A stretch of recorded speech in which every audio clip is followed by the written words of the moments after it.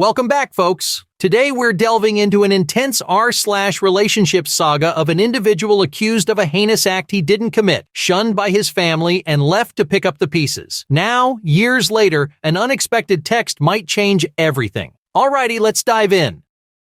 My cousin falsely accused me of assault, and now my family is contacting me after 10 years. Posted by s-xual.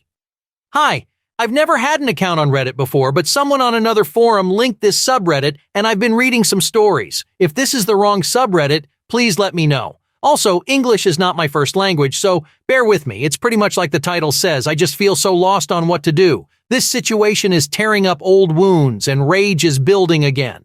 Let me give some backstory. I grew up in what was probably the most normal of normal households. My parents worked a lot, but still managed to care for me and my 3 older sisters. We were never super close as a family, but never had any issues either.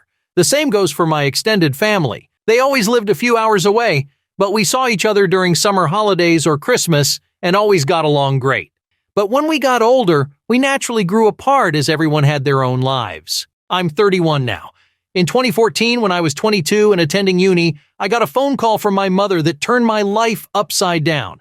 I remember I didn't even answer at first because I was gaming with friends, but she called again immediately after the first call. This was an unwritten rule in the family. If you call twice like that, it's important, like someone died important. So when she called again, I excused myself and answered, only to hear chaos on the other end. It sounded like people were arguing, but when my mom realized I had answered, it sounded like she went to another room and closed the door. I just asked what was going on, and I heard she was crying. My memory of this conversation is a bit blurry, but she basically asked me if I had something to confess to regarding E. E is my cousin on my mom's side and is 7 years younger than me, 15 at the time. At that point, I hadn't even seen E for several years. I just said no and asked what this was about. She just cried even harder and started accusing me of assaulting E back when we were children. That E had told everything to my sister, and my sister told my mother and my aunt. E had told them that back when she was 9 and I was 16, she'd been playing in my room when I came in and started feeling her under her clothes and kissing her. My mother screamed at me to say something, but I couldn't even speak. It was all so absurd. I remember thinking that it must be some bad joke. The last thing I remember saying was that it's not true and that E is lying. But then my mom went on, saying that E gave such a detailed description of where and how. Then she kept asking something like, "Did you do this? Did you do this?" And I just screamed back at her, "No," each time. It all ended with my mom putting me on speaker and both my mom and dad saying that they don't want anything to do with me and never to contact them again. 2 of my sisters texted me later that day, pretty much saying that I'm disgusting and then blocked me. I know it's weird, but after that call, I went to have a long shower. To this day, I still don't know why I did that. After calming down, I started calling and texting everyone, even E. No one answered, and the ones who hadn't blocked my number by then quickly did so. The only thing I heard back was from my father, who texted me to stop contacting them and that they needed to heal. That was 9 years ago, and I haven't spoken to anyone in my family since that day. To say this effed me up is an understatement. I was living in a haze for weeks after that and hardly ate at all. It didn't help that this was right before I was supposed to defend my bachelor's thesis and I was already stressed out. Luckily, my co-writer sensed something was up and saved me by controlling the conversation so that I got the easy parts. Without him, I'm sure I would have failed. Needless to say, no one came to my graduation. Then started the worst period of my life. I spent the first year expecting the cops to knock on my door and arrest me for sexual abuse. I didn't land any jobs, just living off my saved money. I drank a lot and did oxy. I also grew resentful and violent. The only reason I didn't hurt anyone is that no one was around. My neighbor called the cops on me once after I had smashed a glass, but I managed to convince the officers that I had just dropped it, and they went away, since there were no others inside my apartment. Instead of sleeping, I spent my nights planning how I could hurt E and make sure no one ever found out, even thinking how I could actually do the things she'd accused me of, but much worse. I know, I'm not proud of that.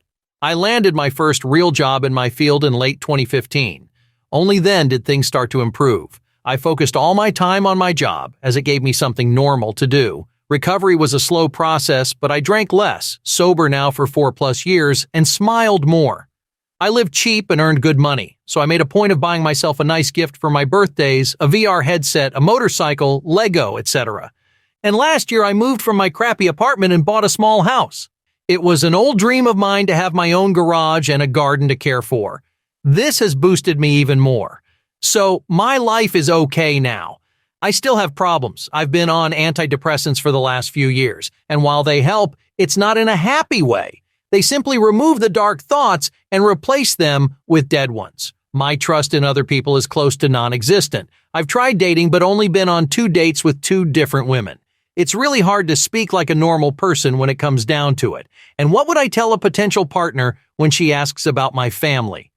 Oh, you know they accuse me of a heinous crime and we're not talking anymore, but I didn't do it, I swear. My field is very male-dominated, so the only woman I really speak to is my therapist, who I like a lot.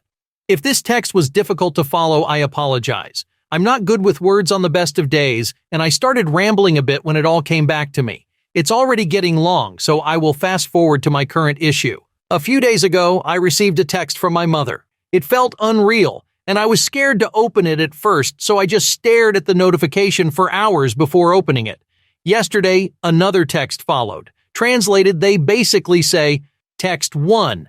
Hi OP, it's been so long since we talked. We miss you and want to know how you're doing. Here, she writes a lengthy message about my sisters and the fact that my nieces and nephews are growing. I was not even aware I was an uncle. Please remember we love you and always will, from Mom and Dad. Text 2. Hello OP, we understand if you're reluctant to engage with us after everything that has transpired, but we request your attention. Your name came up during a family gathering last month. Throughout the discussion, E seemed to diminish the significance of everything that had occurred.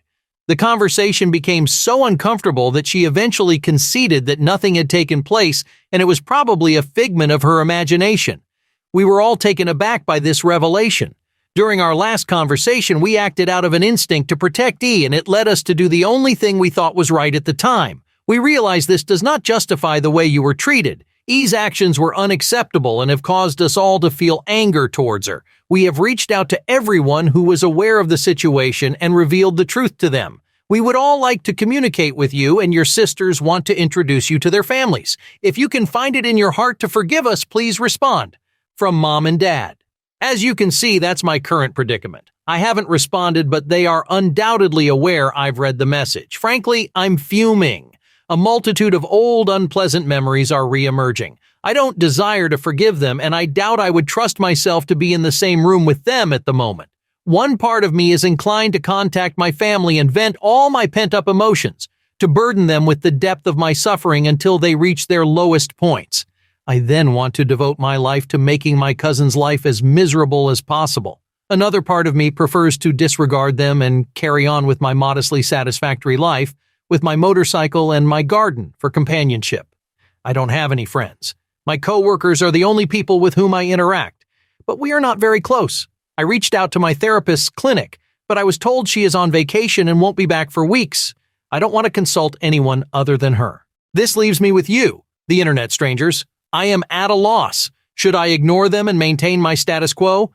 Or should I respond? And if so, what should I write? I am quite certain that meeting them in person would be ill-advised for the foreseeable future. I'm also unsure of how revisiting those old issues could possibly improve my life. As embarrassing as it may sound, my fantasies of receiving an apology involve them prostrating themselves and kissing my feet. A simple text message feels quite anticlimactic in comparison.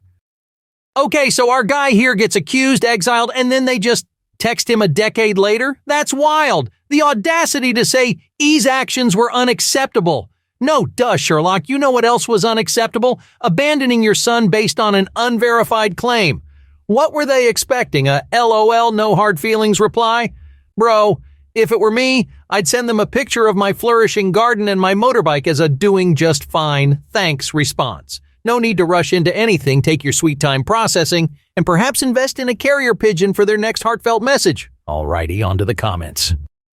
If it will help you to feel like you have more time, you can absolutely text them back and tell them that you need to think about it and you will give them an answer when you're ready and not to contact you until then. This is not something you owe to them, but something actionable you can do if leaving the messages on read is causing you anxiety. It could also have the added benefit of testing whether they respect your boundaries or continue to push for a response. Your family left you on red for 9 years. They can wait a few weeks. I'm really sorry this happened to you. It is disgusting they all treated you like a pariah when you did nothing. I hope someday you will be able to trust again. Good luck to you. Wait until your therapist comes back. I understand it will be a couple of weeks, but it will be worth it. Let her guide you on what to do and when to do it so that you can do this in a healthy way, whether it's to not ever talk to them or build a relationship back. It's okay to leave your family on red. They will just have to deal with it until she gets back, wishing you the best. Here's the thing, you have a family that was also victimized. That little C word took their child away from them, because really, what other option did they have? She clearly made them fear for your sister's safety. Only one person deserves that hatred now. My advice is to write out a letter to every one of these people. Say what you need. Say how their actions impacted your life, and make them truly feel what they did. Then take those letters and wait. Don't send them yet. I don't want to make this post about me, but I will say my childhood lets me understand somewhat how you feel, and I know you feel you need to do something now. So write those messages and save them. Wait to talk to your therapist and show them before sending it. That way you have a neutral opinion. I would also be talking to a lawyer. You're absolutely owed damages from her, and you're owed her on the stand, telling everyone on the record that she lied to ruin your life. And this is the most important thing I have to say. You don't have to forgive them. You owe them nothing. They owe you a debt that can never be repaid. Having any contact with them is optional. You can wait years or just never contact them again. Hey, wait. As always, don't forget to like, share, and subscribe. And let me know what you would have done if you were in this situation down in the comments below. Anyways, stay safe out there in that crazy world. Much love. Peace.